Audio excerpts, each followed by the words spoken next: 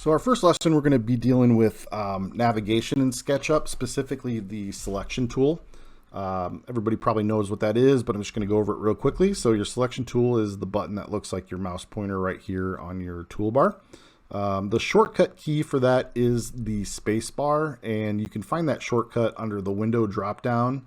Go to Preferences, and if you type in Select, you can scroll down to where it says Tools/Select, and that'll show you what assigned key your shortcut is set to. So by default, SketchUp does spacebar, but you can change that shortcut if you wanted to. So like, for example, the letter X, we can add that, and now that letter X is assigned to your selection tool, and that goes for any tool or extension that you use in SketchUp. But for now, and honestly forever, spacebar is great. It really helps speed up the flow.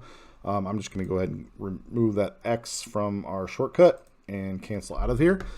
So again, like I said, what you're going to be doing is, like, let's say you're using the rectangle tool and you want to quickly get back to your selection tool to grab that box.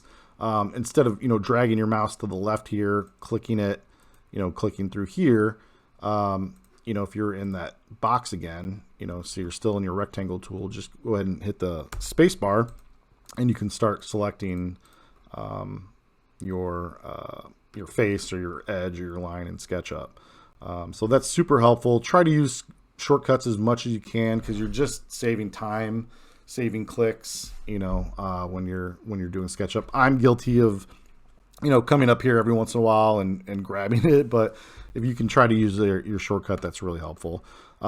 Extension wise, there is a really great extension called SketchUV Path Select, and this is going to be really helpful for grabbing lines within your model, specifically for another extension we're going to talk about, which is going to help with grading, called Soap Skin Bubble, in a future lesson.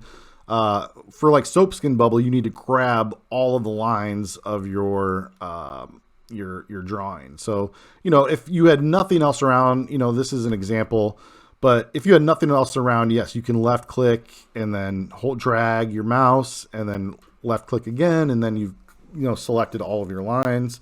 Or you could do it like a right click and just grab, a certain point, or, certain points of your lines. And what that is basically you're just grabbing the areas that are completely included within the drag box that you have here.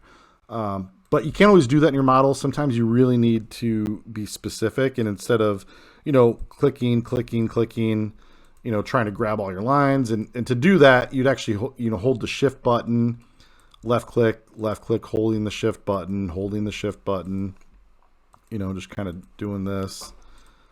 What you can use is another button called Path Select, and this is great because it also will show you if there are any issues within your Path Select selection area. So if you go to Extension Warehouse, what you're going to look up is SketchUV,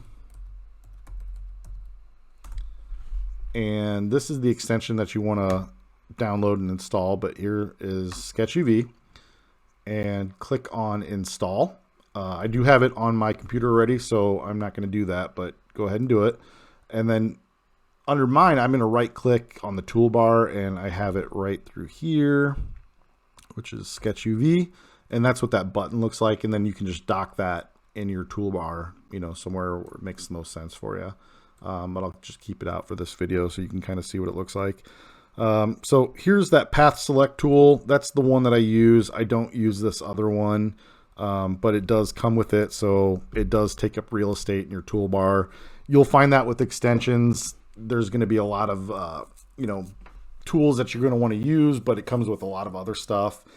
I haven't figured out a way to remove those other buttons, but, we just kind of deal with it for now. So how this works, though, is you're just going to go ahead and, while you have Path Select selected or activated, hit the left click button and then just drag your mouse around the area or the parts of the drawing that you want to select. Now, when you get to a point where it doesn't show you that green line, just left click once. You're still selected on these three lines, and then just keep following this around until you close the gap. So for whatever reason though, it's not quite doing it. So I'm going to left click to this point. So there's an issue here because it's not allowing me to continue that dragging where it shows me the green highlighted version. So I'm going to scroll in a little closer, and I can already see right now there's a problem. There's a gap here. And sometimes you can't see those gaps because it's, it comes in with AutoCAD. This is actually a pretty big one, but, sometimes they're even shorter, and you keep zooming in and you'd be like right here at the little very edge and had no idea that it was not closed. So what we got to do though, to continue this path select to grab everything that we want, we're just going to go ahead and get out of this and, click out, but we do need to connect these lines here. So I'm going to erase that line and just redraw a new line.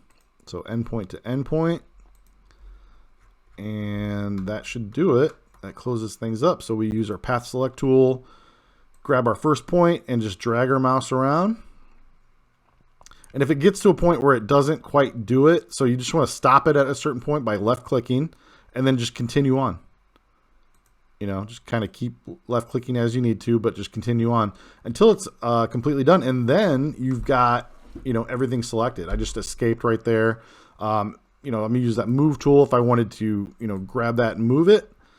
But now you know that everything is a closed loop here.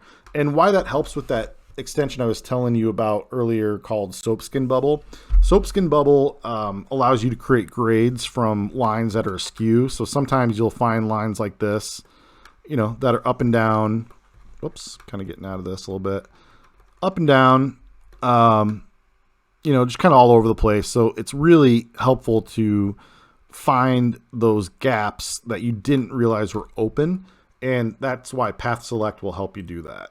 So go ahead and just kind of follow it around and left click when you need to, but you'll always be able to find where the issue is or the error is by using that button. So I do use that from time to time, especially when I'm, just kind of getting things going and kind of getting into like grades and slopes and things. So hopefully that was helpful for Path Select. We'll continue on with the Move tool next.